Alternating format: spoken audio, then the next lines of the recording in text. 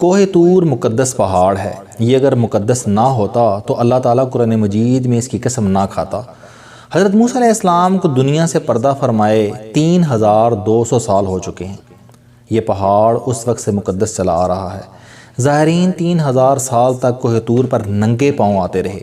سفر انتہائی مشکل اور دشوار ہوتا تھا۔ پتھر بھی نوکیلے تھے، چنانچہ 99% زائرین کے پاؤں زخمی ہو جاتے تھے۔ لوگ پہاڑ سے گر کر بھی مر جاتے تھے۔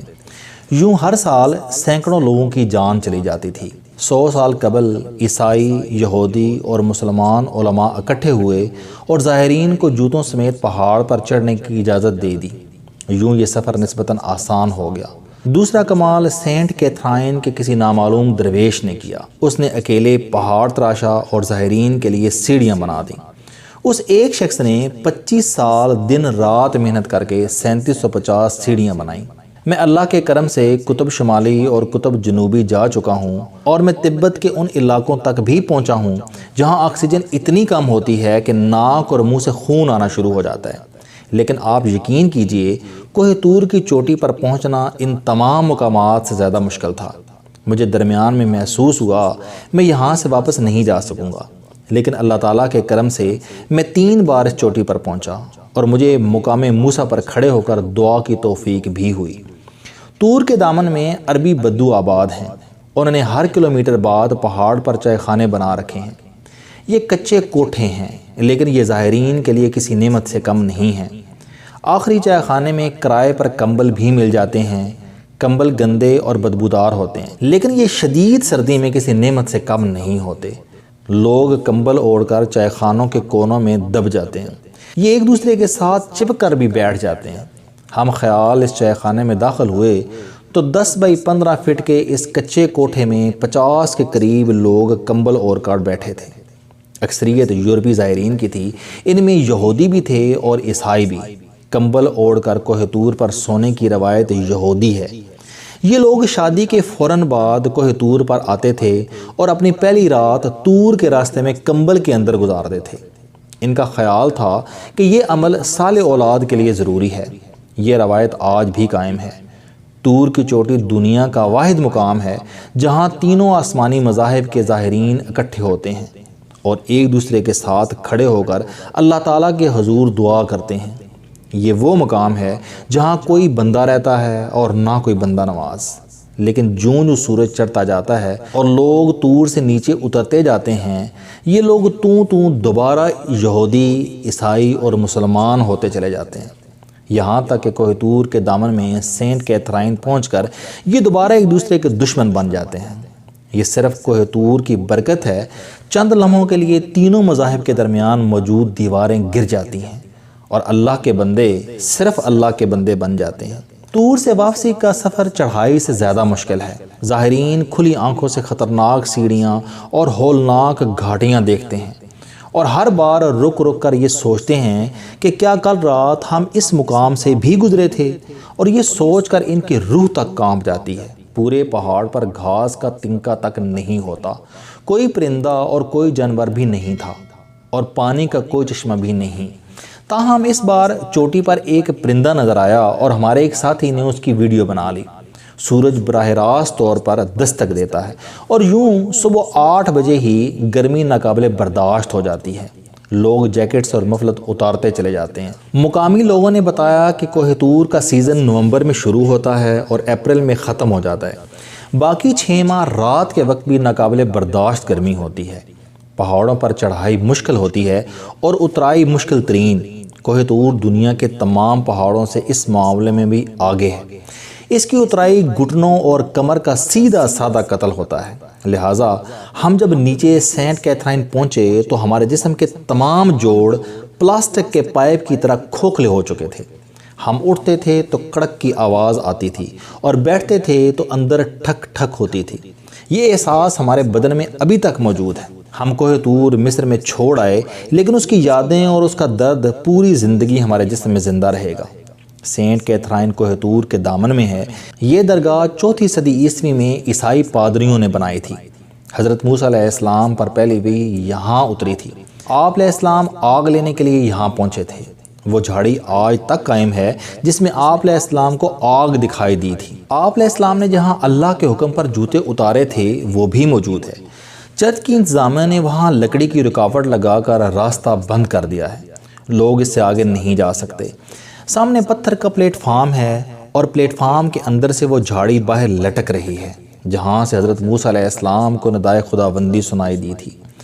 یہ جھاڑی 3300 سال سے ہری بھری ہے۔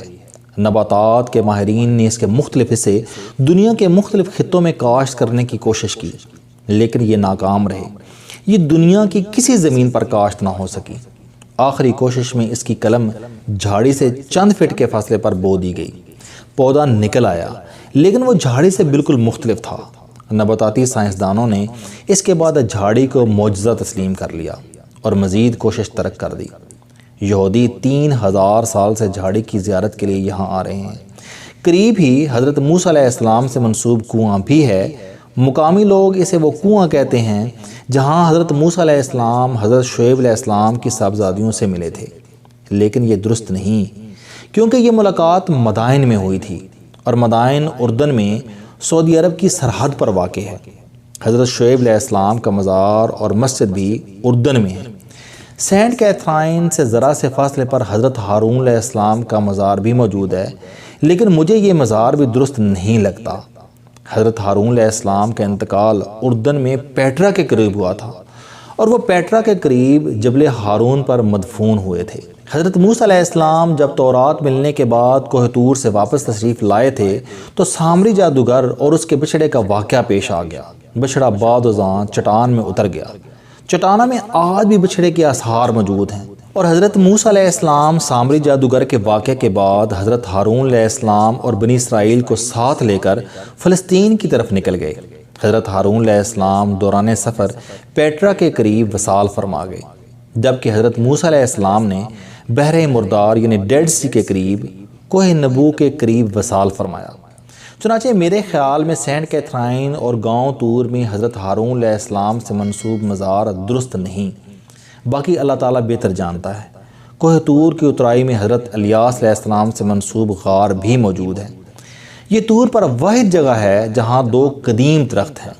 یہ غار اور درخت طور سے اترتے ہوئے صاف دکھائی دیتے ہیں۔ حضرت الیاس علیہ السلام بنی اسرائیل سے تعلق رکھتے تھے۔ قرآن مجید نے انہیں الیاس جبکہ بائبل نے ایلیا کے نام سے مخاطب کیا۔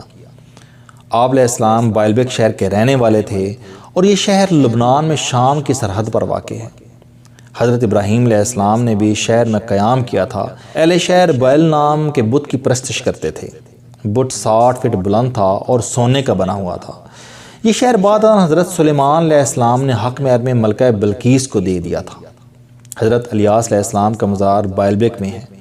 آپ علیہ السلام اپنی قوم سے تنگ آ کر کوہ طور تشریف لے آئے تھے۔ آپ علیہ السلام نے یہاں قیام بھی فرمایا اور اعتکاف بھی۔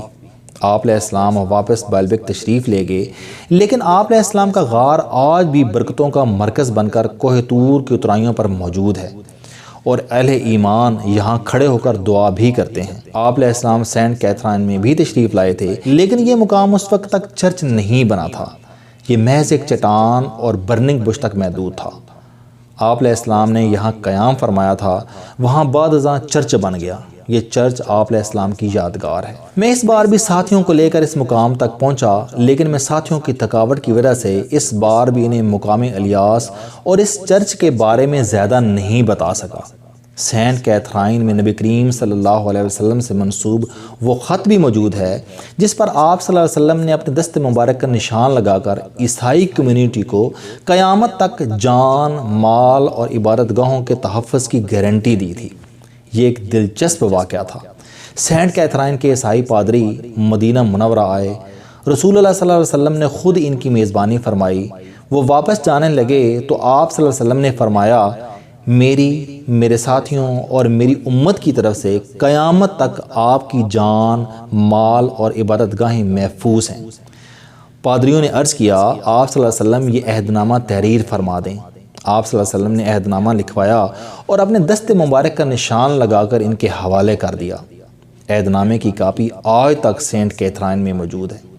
میں تیسرے مرتبہ وہاں پہنچا رسول اللہ صلی اللہ علیہ وسلم کے عہد نامے سے اپنی گناہگار آنکھوں کو وضو کرایا اور آنسو سنبھالتا سنبھالتا باہر آ گیا۔ باہر سینٹ کیتھرائن کے سامنے کوہ طور رنگ بدل رہا تھا، سرخی سیاہی میں ڈھل رہی تھی۔ اللہ تعالیٰ کی تجلی آج بھی موجود تھی اور ہر رگے سنگ سے جھانک کر کہہ رہی تھی، بے شک اکبر صرف اور صرف اللہ ہے، اور وہ اگر آپ کے ساتھ ہے تو پھر کوئی غم، کوئی تاسف نہیں۔ یہ دنیا مصیبتوں کا یہ گھر بھی پھر جنت سے کم نہیں۔ میں نے ایک لمبا سانس لیا، اللہ کا شکر ادا کیا اور ہوٹل کی طرف روانہ ہو گیا۔ السلام علیکم دوستو، علم دوستی چینل بنانے کا مقصد موٹیویشنل اور زندگی بدل دینے والی کہانیاں آپ تک پہنچانا ہے۔ مجھے خوشی ہے کہ آپ کو یہ ویڈیوز بہت پسند آ رہی ہیں۔ کوئی بھی شخص جو مایوسیوں میں گھرا ہو، جو کوئی بھی طالب علم جو اپنی زندگی مثبت انداز سے گزارنا چاہتا ہے، اس کے لیے یہ چینل علم دوستی لائف چینجنگ ثابت ہوگا۔ میرا دعویٰ ہے کہ کوئی بھی شخص اگر اس چینل کی ویڈیوز دیکھ اور سن لے گا تو اس کی زندگی بدل جائے گی۔ اگر آپ کو یہ چینل پسند آئے تو اسے سبسکرائب کرنا نہ بھولیں تاکہ ہر نئی آنے والی ویڈیو آپ تک پہنچ سکے۔ اس ویڈیو کو دوسروں تک ضرور پہنچائیں کیونکہ یہ صدقہ جاریہ ہے۔ آپ کا بہت شکریہ۔